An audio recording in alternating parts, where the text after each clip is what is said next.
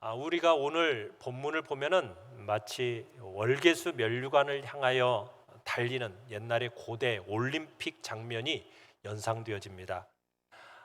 또 현대 월드컵 경기, 우리가 월드컵 경기를 보면은 막 열광적인 함성을 지르면서 응원하는 군중들이 이 말씀 속에서 떠오릅니다.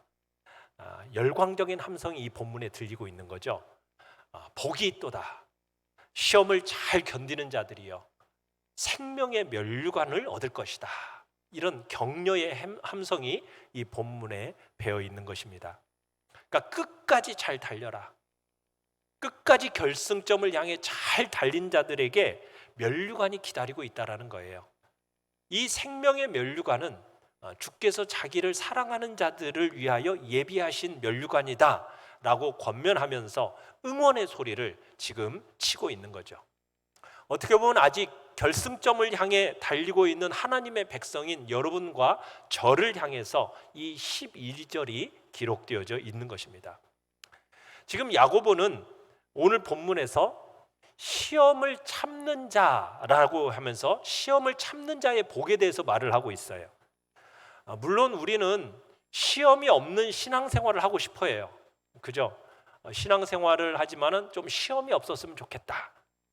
그래서 일각에서는 시험 없는 기독교를 전하는 그런 교단도 있고 그렇게 말하는 또 사람들도 있습니다. 마치 예수님을 믿기만 하면 만사 형통할 것이라는 그런 설교를 외치지요. 그러나 우리가 성경을 읽어보면 특별히 이 야고보서는 시험이 없는 신앙생활을 우리에게 말하고 있지 않아요. 자, 1번 같이 한번 읽어보겠습니다. 1번입니다. 시작. 내적인 유혹과 외적인 시련. 자, 야고보가 아는 기독교는 시험이 없는 종교가 아니라는 겁니다. 자, 야고보는 이 시험을 통해서 어떤 일이 일어나게 되느냐? 성숙되어가는 신앙 인격을 믿고 있습니다. 그리고 또 한 가지는 야고보는 이 시험을 통과한 후에 얻게 될 생명의 면류관을 믿고 있어요. 그러니까 지금 이 야고보가 우리에게 전해주는 이 시험에 대해서 이 시험이 주는 유익이 있다라는 거예요. 현세에서 주는 유익이 있고 내세에서 주는 유익이 있다라는 거죠. 마치 디모데전서 4장 8절에서 바울이 얘기했던 것처럼 경건은 범사에 유익하니 금생과 내생에 약속이 있느니라, 이 말씀처럼 야고보는 이 시험이라는 것이 현세에서는 어떤 유익을 우리에게 준다라고 얘기를 하고 있습니까? 우리가 지난번에 2절로 4절을 보았듯이 거기에서는 이 시험으로 말미암아 온전하고 구비하여 조금도 부족함이 없는 그런 인격을, 신앙 인격을 갖추어 주는데 유익하다라고 말씀을 하고 있어요. 그러니까 현세에서 여러분들이 시험이 주는 이 유익은 흠잡을 것이 없는 그런 원만한 신앙 인격을 갖추어 주게 해주신다는 거예요. 그리고는 내세에서는 이 시험이 우리에게 어떤 유익을 준다라고 오늘 본문이 얘기하고 있어요? 생명의 면류관이라고 고백을 하고 있습니다. 그러니까 이 시험이라는 것은 성숙한 신앙 인격을 갖추어 주기 위해서 우리에게 주어지는 것이기 때문에 시험을 당할 때 우리가 지난 2절에서 봤던 것처럼 어떻게 여기라고요? 시험을 당하면은 온전히 기쁘게 여기라, 이렇게 권면한 다음에 오늘 본문에서는 장차 이 생명의 면류관을 얻을 것이기 때문에 이제는 모든 시험을 잘 어떻게 해라? 견뎌내라, 이렇게 지금 권면을 하고 있는 겁니다. 그러니까 오늘 우리가 이 본문을 잘 살펴보면은 생명의 면류관을 얻을 수 있는 지혜를 발견할 수 있게 되는 것입니다. 자, 이 12절을 현대인의 성경으로 우리가 같이 한번 읽어보도록 하겠습니다. 자, 같이 한번 읽어봅니다. 시작. 시험을 견뎌내는 사람은 복이 있습니다. 시험을 이기고 인정을 받은 사람은 하나님이 자기를 사랑하는 사람들에게 약속하신 생명의 면류관을 받을 것입니다. 자, 여기서 보면은 여러분 누구를 향해서 지금 이 축복을 선언하고 있어요? 시험을 잘 견뎌내는 사람에게 복이 있다라는 거예요. 그죠? 시험을 이기고 인정받은 사람을 향해서 복되다, 지금 이렇게 선포하고 있는 것입니다. 자, 그러면 여기서 우리가 시험이 뭔가 우리가 다시 한번 살펴볼 필요가 있어요. 자, 우리가 지난 2절에서 말하는 온갖 기쁨으로 맞이할 이 시험이라는 이 단어와 오늘 본문 12절에서 우리 모두가 통과해야 할 이 시험이라는 단어가요, 원어상에서 똑같은 단어를 사용을 하고 있어요. 그러니까 우리를 성숙시켜 나가는 그 여러 가지 시험들하고 우리에게 약속되어 있는 생명의 면류관을 얻기 위해서 통과해야 할 이 시험들은 같은 시험이라는 거예요. 그러니까 여러분들이 동일한 시험을 통해서 원만한 신앙 인격에 도달도 하는 것이고, 동일한 시험을 통해서 우리가 생명의 면류관을 얻게 된다는 거죠. 경건에 이르는 훈련이 모든 일에 유익한다고 성경이 말하는 것처럼, 금생과 내생에 약속이 있다라고 말하는 것처럼, 시험이라는 것은 이 세상에서뿐만 아니라 저 세상에까지도 유익을 우리에게 준다, 지금 성경이 말하고 있는 겁니다. 세상에서 성숙한 신앙 인격만이 아니라 내세에서는 이 시험을 잘 통과하는 여러분들에게 생명의 면류관이 약속되어져 있는 것이죠. 그러니 여러분, 이 시험이라는 것이 여러분에게 있어서 두려움의 것이 아니라는 거예요. 여러분, 이 시험이 과연 그러면 무엇입니까? 여러분, 시험이라는 것을 크게 둘로 우리가 나누어 생각할 수가 있어요.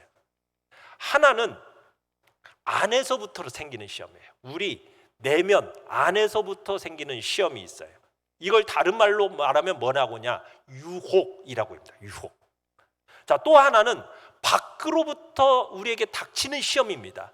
이것을 가리켜서는 뭐라고 얘기하냐? 시련 혹은 핍박, 이렇게 말로 표현해요. 그러니까 시험의 성격에 따라서 어디서 시작되느냐에 따라 그 시험을 우리가 방비하는 것도 방법이 달라지겠죠. 우리 안에서 내적인 유혹으로부터 오는 이 시험은 어떻게 방어해야만 할까요? 내적인 유혹은 어떻게 방어해야 돼요? 물리쳐야 돼요. 우리 안에서 일어나는 내적인 유혹은 어떻게 하라고요? 물리치는 겁니다. 자, 그러면 외적인 시련, 밖으로부터 오는 이 시련은 우리가 어떻게 방어해야 될까요? 외적으로 당하는 이 시련 우리가 물리칠 수 있어요, 없어요? 이건 우리가 물리칠 수 있는 게 아니에요. 이것을 이겨내는 방법은 오늘 본문에서 뭐라고 얘기하고 있어요? 잘 뭐하라? 견뎌내라는 거예요. 견뎌내라는 거. 그러니까 여기서 시험을 잘 견디는 자가 복이 있다라는 거예요. 그러니까 내적인 마음의 유혹은 어떻게 하라고? 물리치는 것이고, 바깥으로부터 오는 이 시련은 어떻게 하는 것이고요? 잘 견뎌내는 거예요. 자, 그런데 오늘 본문은 무엇을 먼저 염두에 두고 얘기하는 거겠어요? 바깥으로부터 오는 시련을 먼저 염두에 두고 이야기하니까 잘 견뎌내라 얘기하는 거죠. 그러니까 내가 원해서 이 시련에 빠지는 게 아니에요. 내 의사와 상관없이 내 삶에 덮치는 시련, 이 시련들은 어떻게 하라? 잘 견뎌내라는 거예요. 참, 우리가 지금 야고보서를 보고 있지만 1절부터 우리가 18절까지의 내용을 이렇게 살펴보면 정말 서로 전혀 관련이 없는 주제들을 이야기하는 것 같아요. 자, 그런데요, 야고보가 말하고 있는 주제는요, 동일해요. 우리가 처음 2절에 봤을 때 뭘로부터 시작했어요? 시험으로부터 시작했잖아요. 근데 오늘 본문 12절도 보니까 여전히 무슨 얘기를 하고 있어요? 시험에 대해서 얘기하고 있어요. 우리가 지난 시간에 9절에서부터 11절까지는 가난한 자와 부한 자에 대한 문제를 살펴봤어요.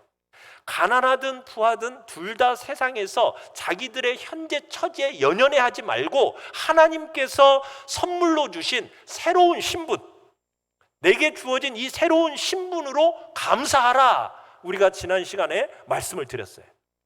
가난한 자는요, 가난한 자대로 시험을 당하는 거고요, 부한 자는 부한 자대로 시험을 만나게 되어 있어요. 그런데 성경은 이 가난한 자들이 당하는 대표적인 시험에 대해서 뭐라고 얘기하느냐, 특별히 세상에 대한 염려, 이렇게 표현을 쓰고 있어요. 뭐에 대한 염려? 세상에 대한 염려가 가난한 자들의 대표적인 시험이에요. 그러니까 주로 어떤 생각을 해요? 어떻게 살아갈까에 대해서 늘 머릿속에 떠나질 않는 거예요. 내가 뭘 먹을까? 뭘 입을까? 뭘 마실까? 내가 어떻게 살아가지? 내가 어떻게 자녀 교육은 시키지? 막 이런 생각이 가난한 사람들의 이 마음속에 항상 걱정과 염려와 근심으로 자리 잡고 있다라는 거예요. 여러분, 가난이라는 것은 내가 선택한 거예요? 내가 선택한 게 아니죠. 다만 내가 그런 환경 속에 빠져 있는 거예요. 그걸 내가 발견했을 뿐이에요. 내가 살다 보니 내가 지금 가난하게 되어 있는 거예요. 그런 걸 볼 때 여러분, 가난이라는 것은 내적인 유혹입니까? 바깥으로 오는부터 오는 시련입니까? 이건 시련이에요. 환난이에요. 어려움이에요. 이건 내가 선택한 거예요? 본인이 선택한 게 아니에요. 자, 그러면 이것을 이겨내는 방법은 뭐예요? 바깥으로부터 오는 시련은 어떻게 하는 거다? 그렇죠. 잘 견디는 것밖에 없어요. 견디는 거예요. 그래서 뭐 하지 말라? 세상 염려에 빠지지 말라는 거예요. 세상 염려에. 부한자도요, 시험에 빠지는 것은 똑같아요. 자, 그런데 부한자가 당하는 시험은 어떤 시험이냐? 재리의 유혹입니다. 재리의 유혹. 이것은 바깥에서부터 오는 시험이에요? 내 안에서부터 일어나는 시험이에요? 내 내면에서부터 오는 시험이에요. 바깥에서부터 오는 핍박이 아니라고요. 누군가로부터 짓누르는 그런 시험이 아니에요. 그러니까는 이게 뭐냐면, 부자는요, 가지면 가질수록 만족할 것 같죠? 아니에요. 더 가지고 싶어 하는 이 마음이 사람 속에서 일어난다라는 거예요. 그러면 그 유혹을 이기는 방법은 뭐예요? 이건 잘 견디는 게 아니라 뭐 하는 거예요? 물리쳐야 돼요. 이건 부자가 받는 시험은 물리쳐야 할 유혹이라는 거예요. 자, 그런데 오늘 본문은 12절은 먼저 누구에게 약속하고 있는 거예요? 잘 견디라 라고 얘기하는 건 누구에게 하는 얘기겠습니까? 가난한 자의 처지에 있는 사람들에게 하는 지금 약속이 먼저 있는 거예요. 가난한 처지에서 지금 여러분들이 시험을 잘 이기고 인정받는 사람에게 뭐가 준비되어 있다라는 거예요? 생명의 면류관이 준비되어져 있다라고 오늘 성경은 얘기하고 있는 겁니다. 오늘 본문 바로 앞에 여러분 10절 11절을 보면은 부자에 대해서 경고를 하고 있어요.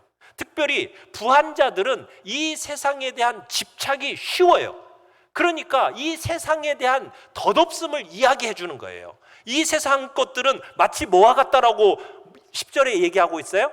풀의 꽃과 같이 지나간다라고 얘기하고 있는 거예요. 왜? 부한자들이 이 세상에 집착하기가 쉬우니까. 그러면서 세상의 덧없음을 얘기해 줘요. 그리고 나서 오늘 본문은 다시 가난한 자들을 향해서 뭘 얘기하는 거예요? 잘 견뎌내라. 잘 견뎌내라. 격려하고 있는 거예요. 부자들에게는 너희들은 지금 순식간에 지나가는 그 세상에 집착하지 말라 이렇게 경고하고 있고, 이 다음에 가난한 자들을 향해서는 니들이 원해서 그 가난에 빠진 것이 아니니까 그 가난 때문에 너무 삶 속에서 당하는 그 시련들 잘 견뎌내라 지금 권면하고 있는 것입니다.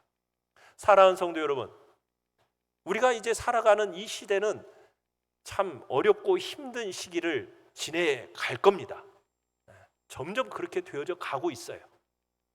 여러분, 힘들지만 이제 뭐가 가까워오고 있습니까? 결승점이 가까워오고 있습니다. 예수님의 재림의 날이 가까워오고 있습니다. 이 시기에 우리를 향하여 주님은 뭐라고 말씀하시라고요? 잘 견뎌내라고요. 물론 시험을 잘 통과하게 되면요, 부한자든 가난한 자든 모두에게 생명의 면류관이 준비되어져 있어요. 누구든지 시험을 잘 통과할 때 여러분 자기의 사회적 지위, 경제적 지위, 처지 그런 것과 관계없이 이 생명의 면류관을 받게 될 것입니다. 자, 2번 같이 한번 읽어봅니다. 2번 시작. 세상을 이기는 자들. 자, 이 생명의 면류관은 만왕의 왕이 되신 주님께서 영예의 표시로서 승리자들에게 주실 거예요. 이 생명의 면류관을 영예의 승리자들에게 주실 때 주님이 하시는 뭐라고 말씀하시면서 이 면류관을 주실 것 같아요? 우리가 잘 아는 말씀인데 마태복음 25장 21절에서 이렇게 얘기했죠. 같이 한번 읽어볼까요? 시작. 잘하였도다 착하고 충성된 종아, 내가 작은 일에 충성하였음에 내가 많은 것을 내게 맡기리니 내 주인의 즐거움에 참여할지어다. 잘하였도다 착하고 충성된 종아 하시면서 우리 주님이 승리의 면류관을 우리에게 주실 거예요. 여러분은 주님을 모시고 살기로 결단하셨습니까? 사셨죠. 그렇다면 지금 이미 주님이 여러분 안에 들어와 계시고 여러분은 주님으로 말미암아 생명에 동참한 자들이 되었습니다. 자, 그러나 지금 완전히 그 생명을 만끽하며 누리고 있지는 못해요.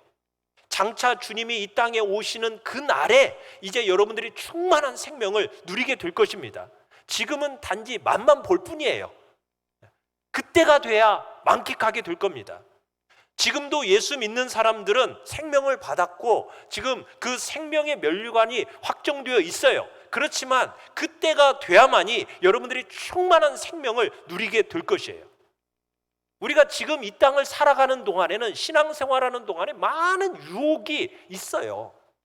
지금 이 땅에서 주님을 섬기고 싶은 마음도 있죠. 많이 있죠. 그렇지만 어때요? 만만치 않은 저항 세력도 있다는 걸 느끼시죠? 그런데 여러분, 그때 주님이 오시는 그 재림의 날, 영원히 이제 하나님의 나라에서 함께 할 때에는 여러분이 마음뿐만 아니라 여러분의 몸까지도, 여러분의 생각만이 아니라 여러분의 지체까지도 주님 섬기는 일에 여러분들이 총동원될 거예요. 지금 여기서는 마음은 내가 주님을 섬기고 싶은데 하면서도 뭐가 약하다고 그래요. 아유, 육신이 약해서요. 자꾸 이런 말 하잖아요. 마음은 원이로되 육신이 약하도다. 막 이런 말을 우리는 잘 표현하면서 정말 제가 열심히 하고 싶은데요, 너무 육신이 약해요. 여러분, 그날에 가면은 그런 말이 안 나올 거예요. 정말 하나님의 이 충만한 생명을 우리 것으로 누리는 그날에는 우리가 원하는 만큼 막 주님을 마음껏 섬기게 될 것입니다. 그날이 막 기다려지시죠? 왜 아멘을 안 해요? 여러분, 어떤 때는 신앙생활 한다는 것이 여기 사는 동안에 참 어리석다고 느껴질 때가 있어요. 막 노력을 해도요, 별 진전도 없어 보여요.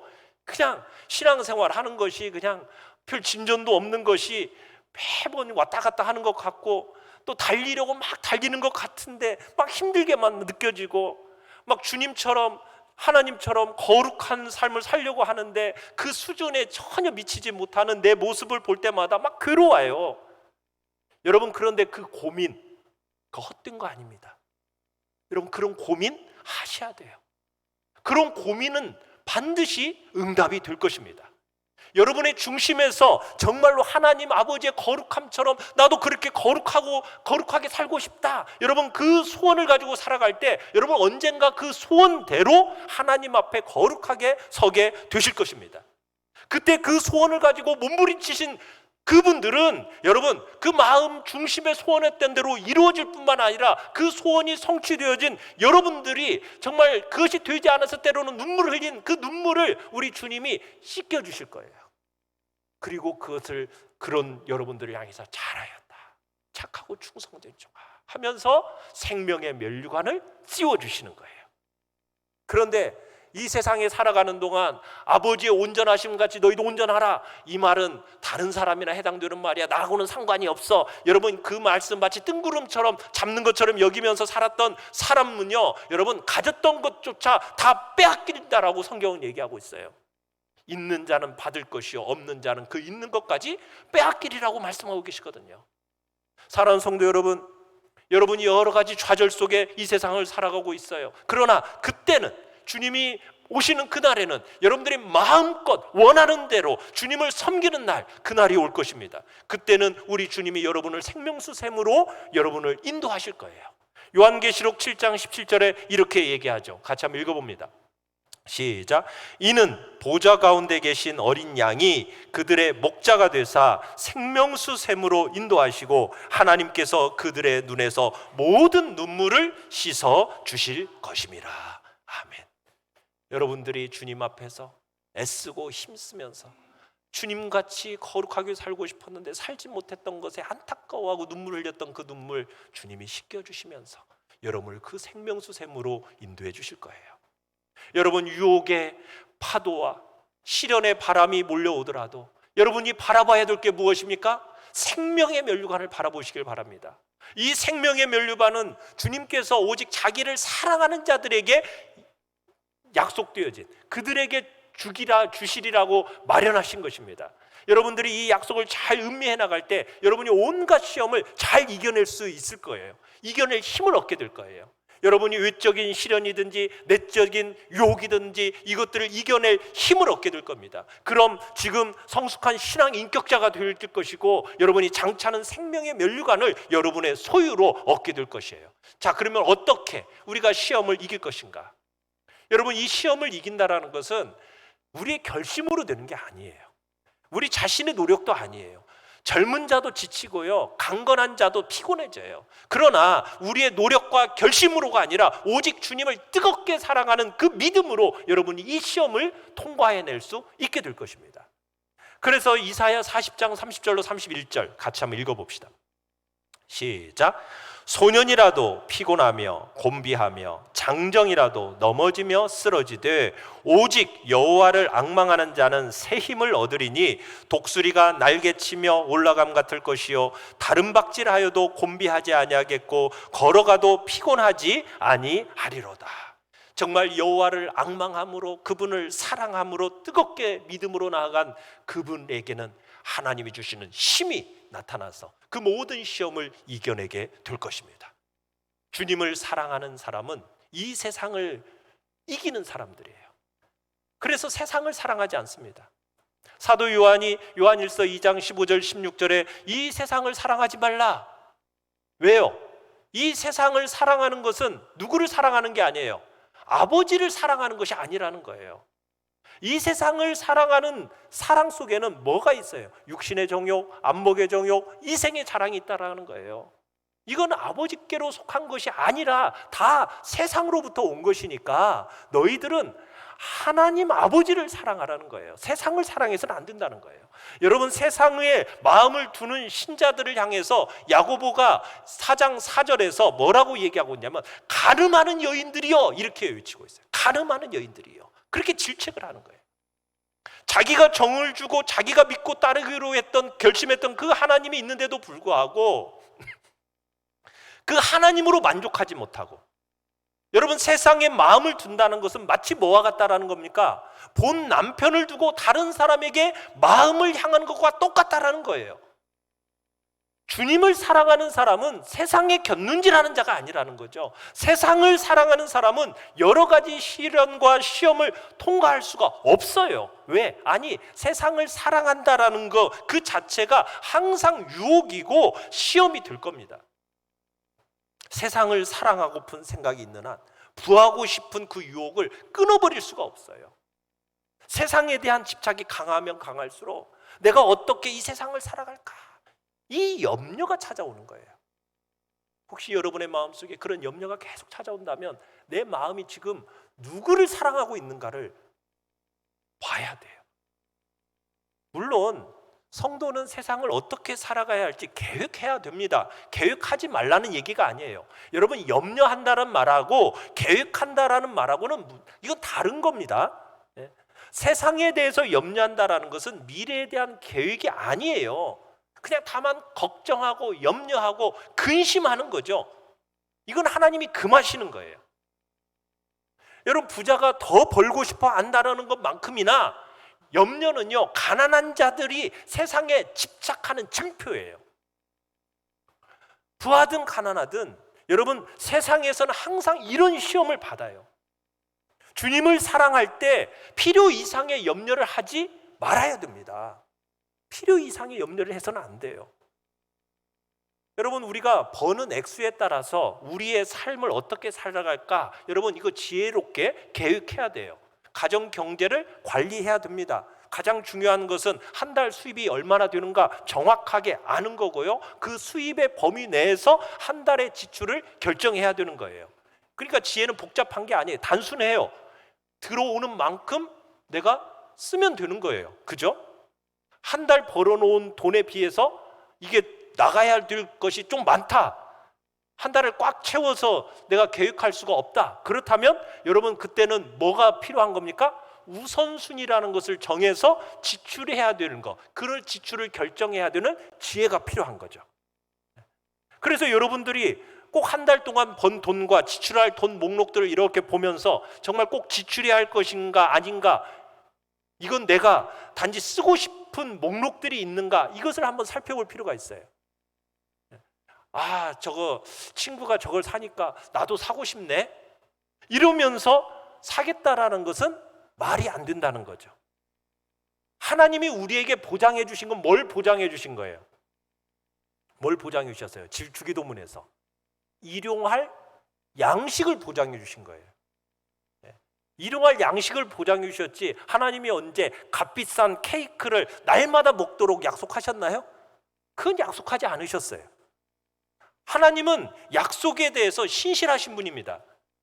우리는 하나님 앞에 주기도문처럼 매일 일용할 양식을 달라고 하나님 앞에 기도해요. 그러면 하나님은 그 약속을 우리에게 지켜주시고 그 지키기를 기뻐하시는 분이십니다. 그러나 하나님은 우리의 욕망의 목록, 욕망의 리스트를 응답해 주시겠다, 그것은 한 번도 약속해 주신 적이 없어요. 내가 어찌할 수 없는 것 때문에 염려해서 신앙생활하는데 여러분 침체에 빠져서는 안 돼요. 어찌할 수 없는 것을 자꾸 염려하지 마세요. 세상을 사랑하는 사람들은 유혹과 시련에 저항할 수가 없습니다. 그래서 오늘 본문은 오직 주님을 사랑하는 자만이 시험을 이길 수 있다, 지금 말하고 있는 거예요. 사랑하는 성도 여러분, 생명의 면류관을 바라보시고 생명의 면류관은 누구를 위해서 예비되었는지 읽어보세요. 그 생명의 면류관은 바로 주님이 자기를 사랑하는 자들을 위해서 예비해 놓으셨다라고 얘기하고 있어요. 주님을 사랑하는 자들만이 이 시험을 성공적으로 통과할 수 있다는 얘기죠. 3번입니다. 3번 시작. 주님을 사랑한다는 것. 자, 그러면 주님을 사랑하는 구체적인 방법이 무엇입니까? 우리가 살아가면서 여러분 매사에 주님의 뜻이 무엇일까, 이것을 고려하는 것, 이것이 주님을 사랑하는 거예요. 매사에 주님의 뜻, 하나님의 선하시고 기뻐하시고 온전하신 뜻이 무엇일까, 이것을 자꾸 분별하려고 하는 것이, 그게 주님을 사랑하는 거예요.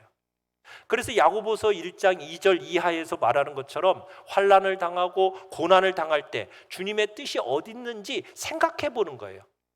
그런 사람은요 시험을 온전히 기쁨으로 받아들일 수 있어요. 시험이 닥쳐오면 내가 그 부분이 아직 약하기 때문에 하나님이 이 시험을 허락하셨구나, 하나님이 나를 온전한 자로 성숙시키기 위해서 하나님이 지금 나에게 이 어려움을 주셨구나, 이렇게 생각하는 거죠. 사람들마다 당하는 유혹과 시련은 다 달라요. 어떤 사람들은 막 부하고 싶은 욕망이 강한 사람이 있어요. 어떤 사람은 막 배우고 싶은 욕망이 강한 사람이 있고요. 또 어떤 사람은 막 높은 자리에 올라가고 싶은 욕망이 강한 사람이 있고, 어떤 사람은 성적인 욕망이 강한 사람이 있어요. 다 각자 안에서 일어나는 유혹이 다 달라요. 밖에서 닥쳐오는 시련도 다 달라요. 어떤 사람은 인간관계 속에서 오는 그 시련일 수도 있고요. 어떤 사람은 연속되는 그 사업의 실패 속에서 오는 시련일 수도 있어요. 여러분 같은 집안에서 일어나는 여러분 사건을 두고 한번 설명을 해볼까요? 요즘에 주식값이 그냥 막 폭락을 했잖아요. 그러니까 어떤 남편이 정말 주식과 증권에 빠져 있어요. 그래가지고 가정경제도 돌보지 않는 바람에 오늘날 같은 이 시대 속에서는 너무나 어려워서 온 식구들이 지금 다 어려움을 겪고 있는 거예요. 특히 살림을 맡아 정말 해야 하는 아내는 얼마나 고통스럽겠어요. 말할 수도 없겠죠. 자, 그런 경우에 남편은 무슨 시험을 물리쳐야 될까요? 남편은 그 마음속에 한탕을 해서 일확천금하려는 이 유혹을 물리쳐야 되는 거예요. 그죠? 그 마음속에 내가 투기를 통해 한탕해서 내가 일확천금을 누리겠다라는 그 마음, 그 유혹을 물리쳐야 돼요. 그러면 아내는요, 돈 없는 살림살이를 살아야 돼요. 이건 뭐예요? 시련이에요. 그러면 시련을 어떻게 해야 돼요? 견뎌내야 돼요. 남편은 유혹을 이겨내야 되고 아내는 시련을 견뎌내야 되는 거예요. 하나님께서 각자에게 필요한 것을 주세요. 시험을 각자에게 주세요. 그것을 잘 이겨낼 때 온전한 신자가 될 수 있는 거예요. 그뿐만 아니라 여러분들이 그 시험을 잘 통과해내면 생명의 면류관이 준비되어져 있다는 거예요. 그러니까 여러분이 그 시험 그 자체만 보면 안 돼요. 이를 악물어도 그거 이길 수 없어요. 이걸 어떻게 이길 수 있는 거라고요? 주님을 사랑하면 넉넉히 이길 수 있는 문제예요. 그러니까 사랑한다라는 것은 항상 구체적이어야 돼요. 주님을 사랑한다라는 것은 아까 얘기했을 때 뭐라고 했어요? 주님의 뜻이 무엇일까를 항상 구체적으로 고려하라는 거였죠. 여러분, 주님은 우리를 못 살게 하기를 즐기시는 분이 아니세요. 주님은 우리가 행복하기를 원하세요. 주님은 아무도 시험하지 않으세요. 우리가 다음 주에 보겠지만 하나님은 아무도 시험하시는 분이 아니에요. 우리 모두가 당신이 원하는 원만한 신앙 인격자가 되기를 원하세요. 주님이 우리를 사랑하시기에 특별한 코스를 지금 넣어주신 거예요. 그래서 남이 당하지 않는 어려움을 내가 당하고 있으면 여러분 어떻게 생각하시면 좋을까요? 내가 지금 다른 사람이 당하지 않는 어려움을 당하고 있어요. 그럼 내가 어떻게 생각하면 좋아요? 아, 하나님이 나를 지금 특별히 사랑하셔서 나에게 지금 이런 특별한 코스에 나를 넣어주셨구나. 이 코스를 잘 통과하고 나면 어떤 일이 일어나게 될 거예요? 이 세상에서는 내가 신앙의 원만한 인격이 소유한 소유자가 될 것이고, 그리고 이걸 잘 통과하고 나면 내세에는 뭐가 내게 주어져 있게 될 거라고요? 생명의 면류관이 주어질 거라는 거죠. 여러분, 그러니까 항상 주님의 뜻을 고려하세요. 주님께 기도하세요. 왜 교회에 와서 설교를 들을 때는 그럴듯하게 들리는데 집에 돌아가서 정작 어려움이 닥치면은 설교 때 들었던 말씀은 다 잊어버리고 말아요. 왜 그래요? 이 지혜가 없기 때문이에요. 그래서 성경은 우리에게 지혜를 구하라고 얘기하는 거예요. 생명의 면류관을 얻기 위해서 주님을 사랑하는 자들에게 지혜를 구하라는 거예요. 하나님, 제가 얼마나 어리석은지 모르겠어요. 나중에 하나님 나라에 가서 어리석었다는 거 후회할지도 모르겠어요. 말씀이 뜨겁게 정말 다가와서 눈물 흘리면서 기도할 때는 내가 선택한 것이 정말 좋은 것처럼 보여지는데, 그렇게 믿어지는데, 가끔 어떤 때는 내가 전혀 안 그런 것처럼 막 느껴져요. 하나님, 참 지혜가 없어요. 다른 사람하고 자꾸 비교하면서 내 마음에 평안이 없어요. 여러분, 이렇게 마음속에 막 이런 마음들을 주님 앞에 내어놓으면서 지혜 없음을 하나님 앞에 호소하고 지혜를 구하세요. 기도하세요. 주님을 사랑한다라는 것은 구체적으로 주님을 자랑하는 거예요. 자랑하는 것은 사랑하기 때문에 할 수 있는 거예요. 여러분, 우리가 하나님을 사랑하면 하나님을 자랑할 수 있는 겁니다. 하나님이 좋으면은 나도 모르게 자랑이 돼요. 사람들 앞에서 이야기하게 되어 있다니까요. 여러분, 교회 행사 때문에 어쩔 수 없이 전도 행사가 있으니까 내가 다른 사람 전도해야지, 이렇게 하는 것은 그건 하나님을 사랑하는 마음으로 하는 게 아니죠. 네. 여러분, 하나님을 사랑한다고 입으로는 기도해놓고 찬송해놓고 눈만 뜨면 다 잊어버리고 사람들 앞에 서면 침묵해버리고, 여러분, 이런 것은 하나님을 내가 진짜 사랑하는지 한번 생각해 봐야 돼요. 사랑하면 뭐하게 되어 있다? 자랑하게 되어 있다. 세상에 나가서 하나님 때문에 얻게 된 우리의 이 새로운 신분 때문에 자랑하는 사람, 그 사람이 하나님을 사랑하는 사람인 겁니다. 우리 4번 같이 한번 읽겠습니다. 4번입니다. 시작. 시험과 환난을 통해 승리하는 기독교. 여러분, 성도로서의 행복은 정말로 자랑할 하나님을 만날 때 행복한 거예요. 그 하나님으로 인해서 정말로 우리가 놀라운 하나님의 자녀라는 이 신분을 갖게 되었다라는 것에 대해서 여러분이 그 새로운 신분을 자랑할 때 시험을 넉넉히 이기는 사람이 되는 거예요. 내가 정말 하나님의 자녀야. 그래서 성도의 별명을 뭐라고 부르고 있느냐? 큰 환난에서 나오는 자들이다, 이렇게 표현하고 있어요. 자, 요한계시록 7장 13절 14절을 같이 한번 읽어보겠습니다. 시작. 장로 중 하나가 응답하여 나에게 이르되 이 흰 옷 입은 자들이 누구며 또 어디서 왔느냐? 내가 말하기를 내 주여 당신이 아시나이다 하니 그가 나에게 이르되 이는 큰 환난에서 나오는 자들인데 어린 양의 피에 그 옷을 씻어 희게 하였느니라.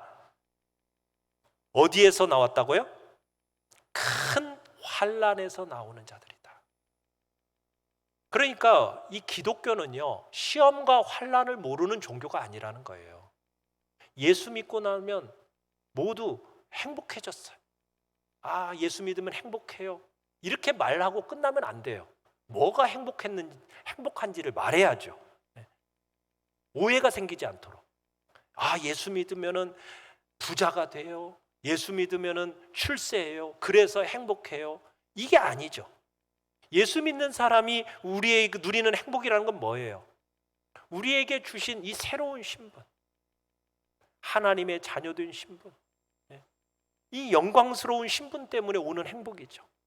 우리의 욕구가 채워졌기 때문에 오는 행복이 아니죠. 여러분이 정말 무엇 때문에 만족할 것인지, 우리의 소원이 단순해졌기 때문에 행복한 거예요. 여러분, 새로운 신분이 가치가 있는 것이기 때문에 이 새로운 신분을 받아들인 순간 우리는 어떻게 보면 사탄의 공격이 대상이 됩니다. 하나님의 마귀의 자녀였다가 하나님의 자녀로 됐는데 마귀가 가만히 놔두겠어요? 아니겠죠. 빼앗겼는데 더 주시하면서 우리의 인생이 순조롭게 풀려가도록 내버려두지 않겠죠. 끊임없이 공격하겠죠. 그러니까 여러분, 우리가 성실하게 믿음 안에서 살려고 하잖아요. 그러면 어려움들을 만나게 되어 있어요. 그래서 야고보는 야고보서를 열면서 2절에서 얘기한 거잖아요. 내 형제들아, 너희가 여러 가지 시험을 당하거든 어떻게 하라고요? 온전히 기쁘게 여기라고 얘기하는 거예요. 그러니까 예수를 믿는다라는 것은 어떤 무풍지대에 들어가는 게 아니에요.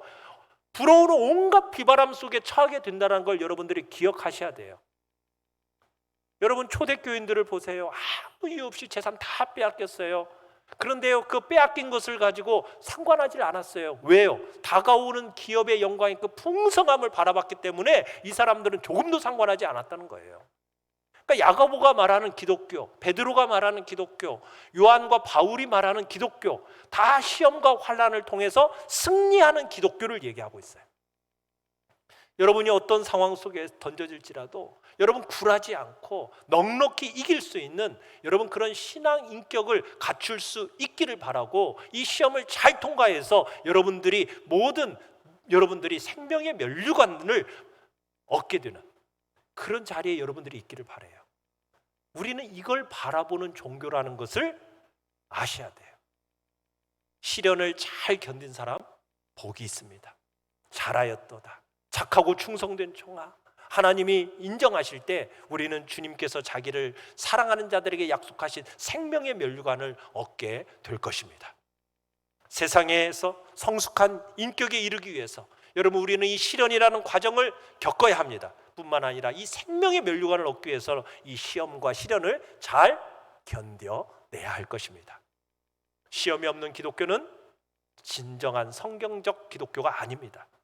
성경이 말하는 기독교는 우리가 하나님 나라에 들어가려면 여러 가지 환난을 당할 것을 말하는 종교입니다. 그러나 우리가 믿는 그것은 영광의 나라에 넉넉하게 들어가게 되리라 약속하고 있습니다. 우리 모두가 승리자 이상으로 서게 되는 복된 은혜가 우리 안에 있기를 바랍니다. 여러분들이 각자가 당하는 이 시련들, 시험들, 유혹들 물리치십시오. 그리고 그 자리에서 잘 견뎌내십시오. 그래서 우리 모두가 생명의 면류관을 얻게 되는 복된 은총이 있기를 간절히 축원합니다.